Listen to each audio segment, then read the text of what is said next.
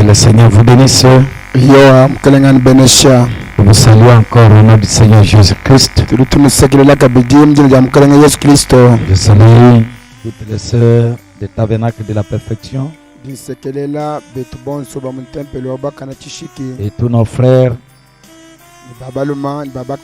y compris nos frères et sœurs dans le monde entier qui peuvent tomber sur cette vidéo pour nous suivre.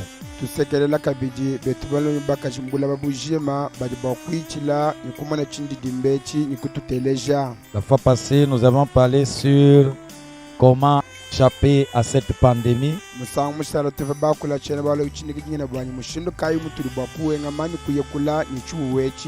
vu que nous devons nous cacher à Goshen, qui est le baptême du Saint-Esprit.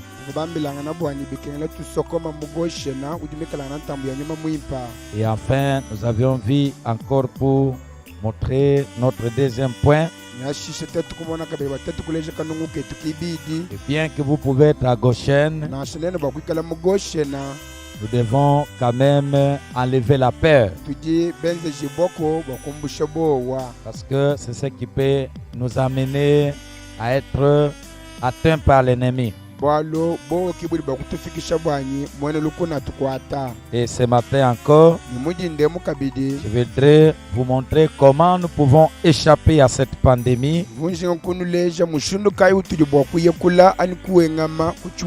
C'est de suivre la voie pourvue par Dieu pour sortir de cette pandémie. Voilà pourquoi nous allons parler sur la voie pourvue par Dieu pour avoir la solution à cette pandémie ou à nos problèmes.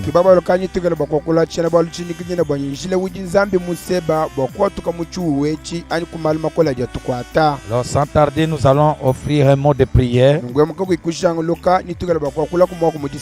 Seigneur Jésus-Christ, encore une fois nous te remercions. Bénis ta parole et que cette parole soit une consolation dans nos âmes. Au nom du Seigneur Jésus-Christ. Amen. Amen. Nous ouvrons rapidement nos Bibles dans Joël chapitre 1er. À partir du verset 13 jusqu'au verset 16. La Bible dit: sacrificateurs, saignez-vous et pleurez, lamentez-vous. Serviteurs de l'autel, venez passer la nuit revêtis de sacs, serviteurs de mon Dieu. Car offrandes et la libation ont disparu de la maison de votre Dieu. Publiez un jeûne et une convocation solennelle. Assemblez les vieillards, tous les habitants du pays, dans la maison de l'Éternel votre Dieu. Et criez à l'Éternel. Ah, quel jour! Ah, le jour de l'Éternel est proche. Il vient comme un ravage du Tout-Puissant. La nourriture n'est-elle pas enlevée sous nos yeux? La joie et l'allégresse n'ont-elles pas disparu de la maison de notre Dieu? Que Dieu bénisse la lecture de sa parole. Nous allons voir la voie pourvue par Dieu pour solution dans nos problèmes ou pour sortir de cette pandémie ou pour avoir l'exorcisme. Ici, c'est la période où Israël est passé des moments comme celui-ci dans lesquels nous sommes en train de passer. Quand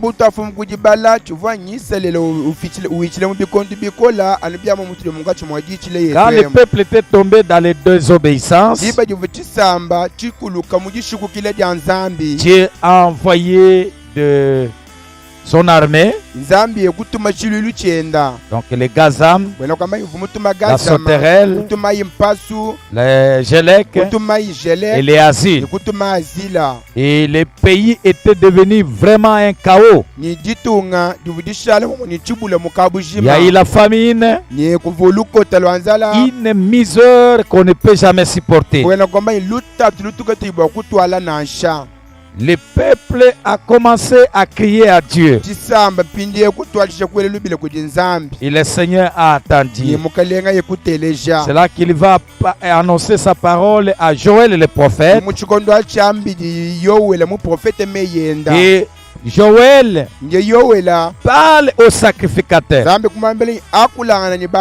C'est-à-dire parle au pasteur. Saignez-vous, pleurez. Lamentez-vous, serviteurs de l'autel. Oh, Dieu a besoin de serviteurs de l'autel. Non pas les serviteurs qui se livrent à la politique, mais serviteurs de l'autel. Venez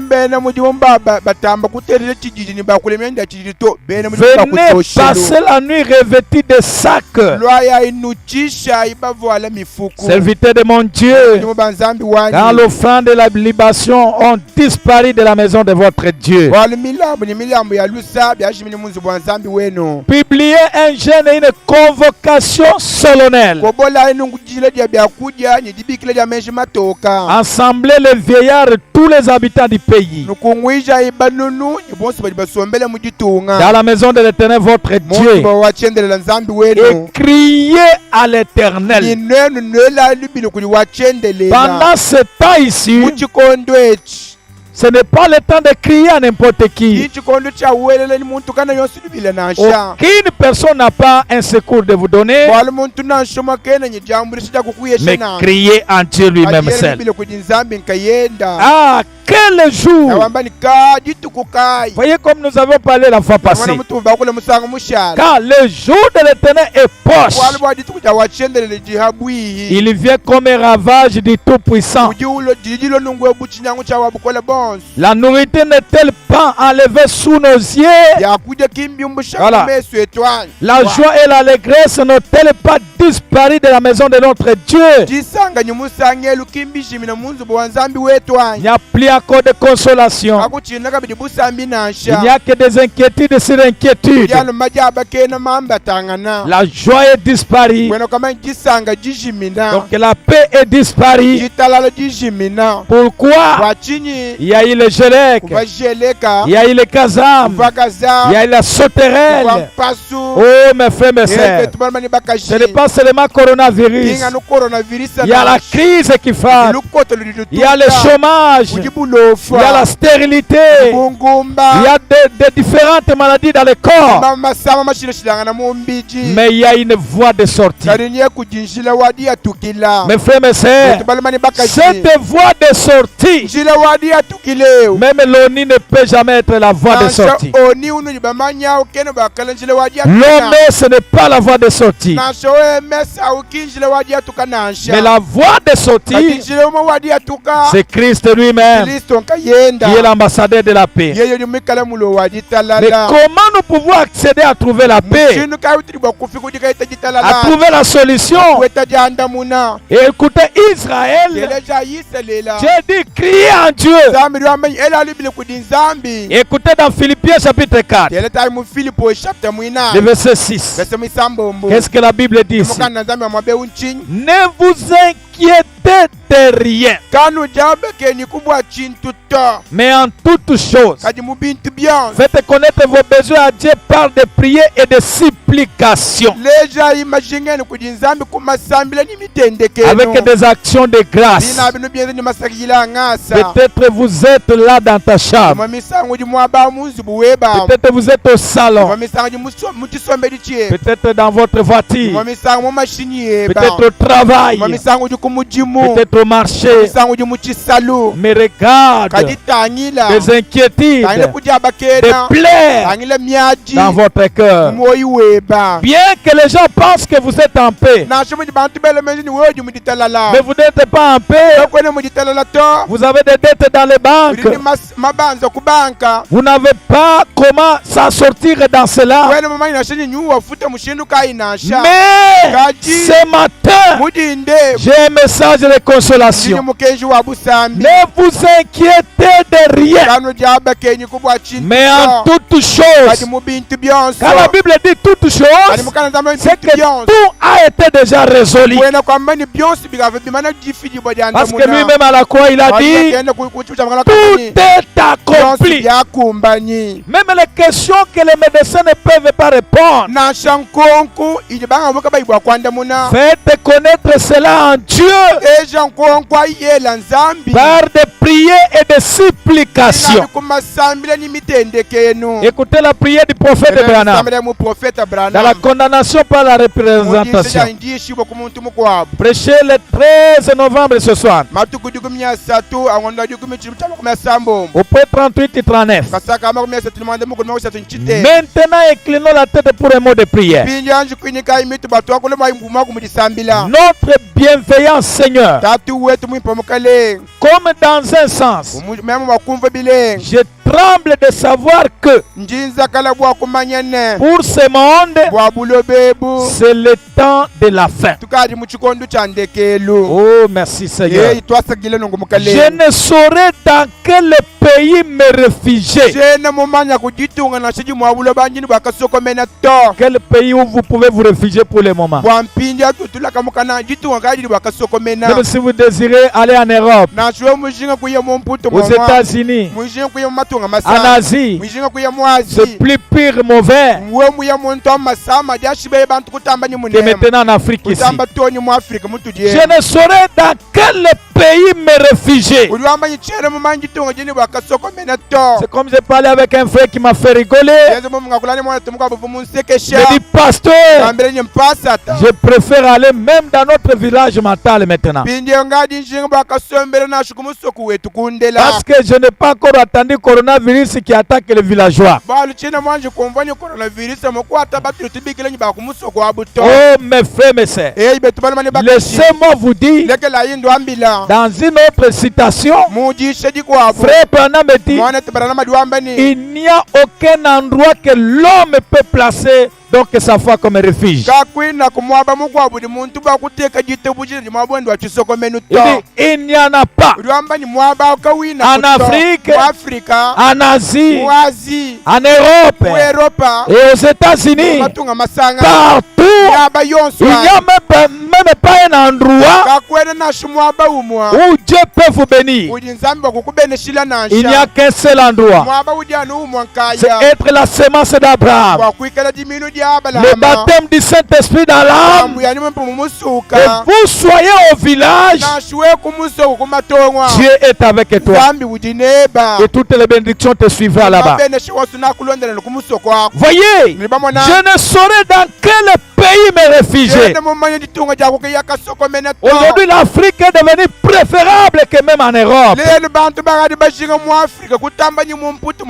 vous ayez l'argent, que vous soyez pauvre, aujourd'hui, vous n'avez même pas besoin. Nous qui sommes ici dans la province, d'aller même à Kinshasa, dans notre capitale, il n'y a pas moyen d'y aller. Voyez mes frères, mes sœurs, mais écoutez les prophètes. Il n'y a pas d'autre refuge que de regarder en haut. Alléluia. Car il nous est dû de regarder en haut quand ces choses commenceront à arriver. Parce que notre rédemption est proche. Alléluia. Lorsque ces choses commenceront, ne regardez pas ni gauche ni à droite. Regardez en haut. C'est que notre rédemption est proche. Oh Dieu, je prie pour ce monde de péché. Le temps dans lequel il est. Envoyez tout ce qui se passe. Je te prie, Seigneur, de parler d'une façon ou d'une autre à chaque cœur.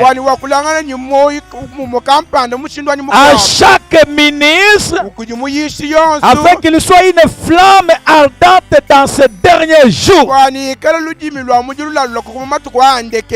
Peuple de Dieu, chers collègues ministres, pour ces derniers temps, la prière du prophète, que nous soyons une flamme ardente pour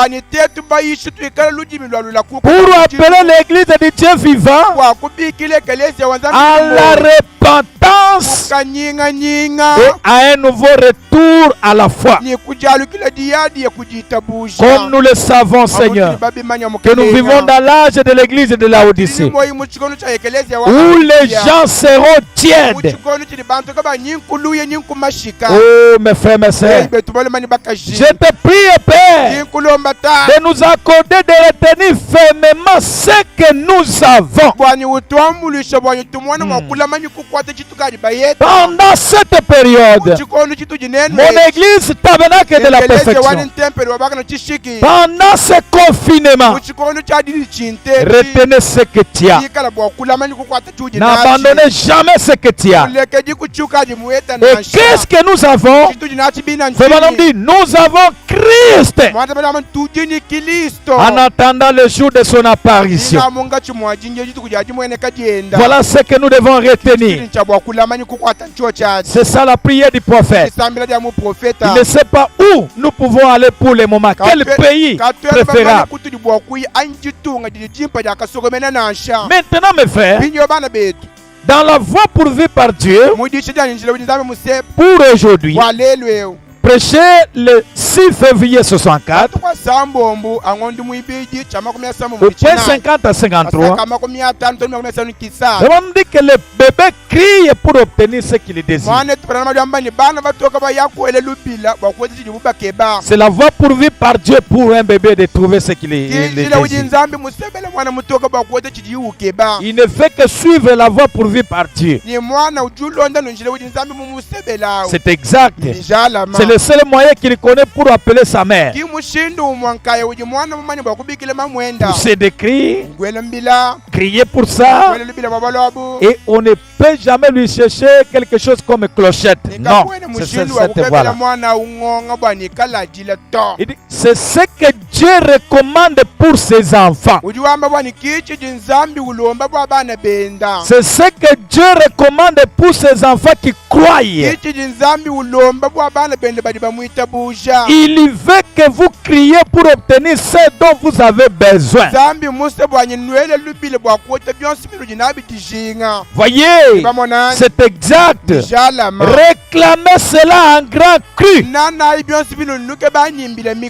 Il aime attendre ses enfants crier. Crier à Dieu pour vos besoins. C'est ce que amène-le ce dont vous avez besoin. Il n'a pas dit que vous puissiez commander. Il n'a pas dit que vous puissiez vous lamenter. Écoutez, les chrétiens sont les vrais produits de Dieu. Authentiques. Nés. Ils combattent pour leur place. Alléluia. Est-ce que quelqu'un peut combattre pour sa position, pour son héritage, pour sa bénédiction? Mes frères, n'essayez jamais de placer un groupe de gens qui prient pour toi, mais toi-même tu ne pries pas. Vous n'êtes pas un vrai produit de de Dieu. Les chrétiens combattent pour leur place. Ils combattent jusqu'à la fin de leur séjour sur cette terre. Et frère Branham dit, chaque mouvement est un combat sur la terre. Même cette pandémie, c'est un démon, c'est un combat. La voie pourvue par Dieu, la prière. Voyez ça mes frères. La prière, c'est la seule manière que nous pouvons trouver la solution dans des situations inconnues. C'est le moyen le plus meilleur pour trouver la volonté de Dieu dans des affaires importantes. C'est l'unique ici de sortir pour le Fils de Dieu lorsque les difficultés surviennent. C'est l'unique moyen d'entrer en esprit pour faire même des voyages interplanétaires. La prière, c'est ce qui fait que nous puissions sortir de n'importe quelle difficulté. Écoutez dans Jérémie 30, le verset 1er jusqu'à 3. On nous parle d'un homme. Et cet homme-là, c'est Jérémie qui était en prison. Dans la prison là, la parole de l'Éternel fut adressée en Jérémie une seconde fois. En ces mots, pendant qu'il était encore enfermé dans la cour de la prison. Écoutez mes frères, mais là où vous êtes en prison. Vous n'avez même plus encore le goût du mariage. Puis les choses que vous vivez là. Vous n'avez plus encore le goût de vivre. Vu la déception que vous rencontrez dans ta vie. Vous êtes en prison. Mais la parole te parvient. Ainsi parle l'Éternel qui fait ces choses. C'est Dieu qui fait ces choses-là. Tout ce qui t'arrive, c'est Dieu qui le fait. L'Éternel qui les conçoit et les exécute. Lui dont le nom est l'Éternel. Écoutez ce qu'il vous demande. Invoque-moi et je te répondrai. Je t'annoncerai de grandes choses, des choses cachées que tu ne connais pas. Oh mon frère, ma soeur, que vous manquiez tout dans ta vie, ne manquez pas la prière. La parole de Dieu réclame que tout ce que nous faisons à l'exagération. On peut chanter, à un moment donné, ça peut exagérer. On peut prêcher, ça peut exagérer. Mais frère Branham dit, une seule chose où on n'exagère jamais, la prière. La prière change le mal en bien. La prière change le péché en justice. La prière prend le contrôle de toute la situation. Écoutez la responsabilité de l'Église. Dans l'union invisible de l'épouse de Christ, du 25 novembre 1965 au point 82, l'Église a une responsabilité sacrée envers la prière. La parole est Christ. On n'a pas laissé la responsabilité de l'église pour les mutualités, pour les affaires commerciales, pour la politique, mais l'église a sa responsabilité sacrée, la prière et la proclamation de la parole, l'évangile de Christ, amener l'union, l'unité, même des hommes politiques, de reconnaître Christ. Voilà la responsabilité de l'église. Voilà ce que nous faisons, mes frères. Et l'église bénie, c'est lorsqu'il occupe sa responsabilité. Et c'est là que le prophète dit, dans le prophète Élisée, du 23 juillet 54,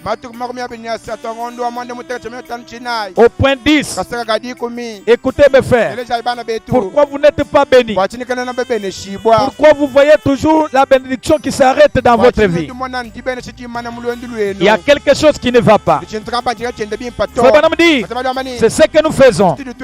Parfois, nous nous emballons quelque part sans penser à Dieu, sans prier pour cela, pour demander au Seigneur si nous devrions faire cela ou pas. Et nous nous retrouvons en cours de bénédiction.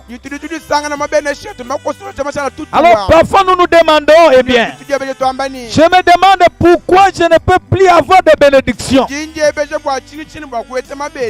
Écoutez la réponse du prophète. Vous ne faites pas attention. Vous vous êtes relâché de la vie de la prière. Et vous dites, eh bien, je suis chrétien. C'est le plus grand signe que vous devriez prier plus qu'à jamais. Oui, oui. Lisez la Bible chaque jour et priez chaque jour. Donc la vie de la prière fait la maintenance de la bénédiction dans une maison. Ce n'est pas un homme, une femme. L'histoire ne marche pas. La première chose, tu n'as plus encore la force de prier.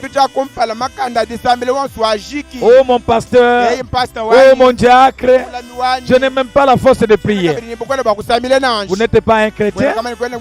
Parce qu'un chrétien, le premier signe, il prie chaque jour. Et il lit la Bible chaque jour. Oh Maïma. La Bible déclare, Élie de Tishbit, un homme comme nous, mais qui était sous le sang des taureaux, qui pouvait se tenir. Il pria à l'instance et il ne prie pas pendant 3 ans et demi. La même personne, il prie encore de nouveau et il prie encore. Un homme sous le sang des taureaux. Mais frère, la prière change les choses. La prière, c'est vraiment la seule chose qui peut nous amener quelque chose inexistant en existence. Il y a eu un homme dans la Bible, Ézéchias. Il était un roi. Et un jour, Dieu lui-même a envoyé son prophète pendant qu'il était malade pour lui dire, Ézéchias, cette maladie ici va t'amener jusqu'à la mort. Arrange ta vie. J'aimerais te dire, toi, peut-être tu as rencontré des prophètes et un prophète t'a dit que cette maladie, tu vas mourir avec. Peut-être on t'a dit, cette année, on va te manger par tel et tel et tel. merci. Mais il y a une voie pourvue par Dieu pour sortir des difficultés. Peut-être même le médecin peut t'annoncer que pour toi, ça vous reste quelques jours. Mais cet homme Ézéchias, il n'a pas refusé, ainsi dit le Seigneur. Il a dit merci. Le prophète est sorti. Lui maintenant a regardé contre l'ennemi. Il a adressé sa prière. Oh Dieu, rappelle-toi, même que j'ai marché avec intégrité devant toi. Rappelle-toi, et je suis la semence d'Abraham. Dieu regarde dans les annales, dans le livre des souvenirs. Il a vu ce que Ézéchias avait fait. Comment il avait détruit les dieux étranges amenés par le roi Roboam. Et il a touché maintenant son prophète Esaïe. N'entre même pas dans ta maison. Rentre encore de nouveau. Dis-lui, ainsi dit le Seigneur, il ne mourra jamais. Et je vais lui attribuer encore 15 ans de vivre. Mais frère, qu'est-ce qui s'est passé entre ainsi dit le Seigneur, tu vas mourir, et ainsi dit le Seigneur, tu vas revivre encore? Alors que la parole nous dit, ainsi dit le Seigneur ne peut jamais retourner en Dieu sans exécuter sa mission. Mais pour la première fois que l'incite du Seigneur a été changé, c'était la prière. La prière d'un homme, Ézéchias. Alléluia. Alléluia. Et Dieu lui dit, quand vous serez guéris, retournez dans les temples et allez m'adorer. Ma soeur, mon frère, je pense que par la prière que nous allons prier à la fin, Dieu va te guérir de ta maladie. Et quand Dieu vous guérira, retourne dans la vie chrétienne. Allez l'adorer encore de nouveau. La prière a changé la pensée de Dieu. La prière a changé la décision qui était déjà en Dieu pour redonner encore la vie à cet homme qui mourait. Écoutez mes frères, mes sœurs, la prière, c'est que Dieu parle pour l'Amérique. Je pense que c'est très important même pour nous aujourd'hui. La prière. Dans la planchie, la guérison de la fille de Jaïris, prêché le 27 février 55, au point 15. Frère Branham dit, dans le chapitre qui précédait, nous voyons là un verset où le Fils de Dieu a consacré beaucoup de temps à la prière. Si Jésus a dit consacrer beaucoup de temps à la prière pour rester en communion avec l'Esprit,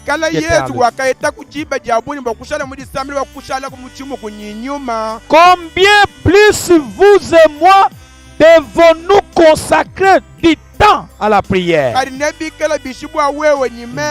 Beaucoup de temps à la prière. Oh, quand je pense à ça, mes frères, beaucoup de temps à la prière. Si seulement vous saviez ce que c'est représenter le temps de la prière. Ce n'est pas une seconde de la prière, une minute de la prière. Vous priez, on t'appelle au téléphone, vous arrêtez d'abord la prière. Mes frères, mes sœurs, il y a quelque chose qui a neutralisé l'humanité aujourd'hui. Le diable a quitté partout, même l'écran, il a quitté partout. Le diable s'est installé au téléphone. Beaucoup de gens prennent du temps dans le téléphone plutôt que de penser dans la prière.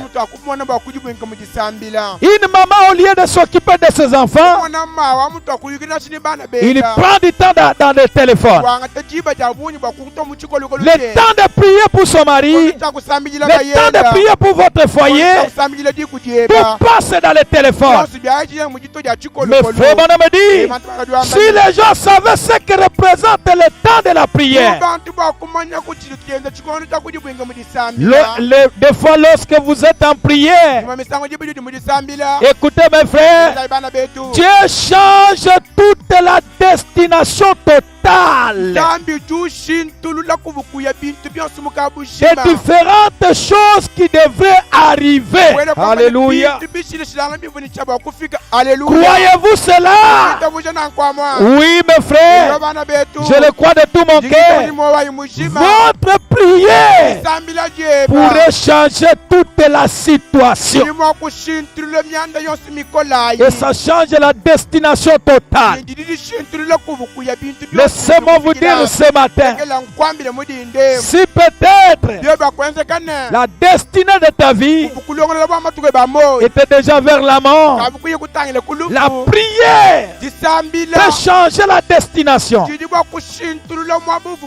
de la mort à la vie, de la pauvreté à une richesse, d'une vie pécheresse à une vie heureuse avec Dieu. La prière, c'est la clé. Vous voyez ça, mes frères? Le seul moyen que je connaisse pour y arriver, c'est la prière. La prière, c'est la clé. La prière, c'est la réponse. La prière change les circonstances. Et la prière est l'arme la plus puissante qui ait jamais été placée entre les mains des chrétiens. Aucune bombe atomique n'est aussi puissante que la prière. La prière change la pensée de Dieu. Mes frères, mes sœurs, même ce matin, pendant que vous êtes là, accablés de problèmes, inclinez la tête. Si vous êtes en famille, tenez-vous main dans la main. Je ne vous vois pas. Il est écrit dans la Bible que lorsque j'enverrai la peste, mais si le peuple invoque mon nom et s'humilie devant moi, je le guérirai et je guérirai son pays. Père éternel, si Élie t'a invoqué et il a arrêté la pluie, laisse-moi t'invoquer pour la RDC, pour l'Afrique, pour le monde entier. Oh Père, j'arrête cette pandémie, les difficultés qui accablent ton peuple. Accorde la délivrance, même si la destinée de quelqu'un était déjà vers l'échec, vers la prison, mais au moyen de la prière, j'envoie le filet. Sors de cette situation difficile et reçois la délivrance au nom de Jésus-Christ. Amen. Que le Seigneur vous bénisse. C'était la voix du tabernacle et de la perfection. Et que Dieu vous bénisse encore.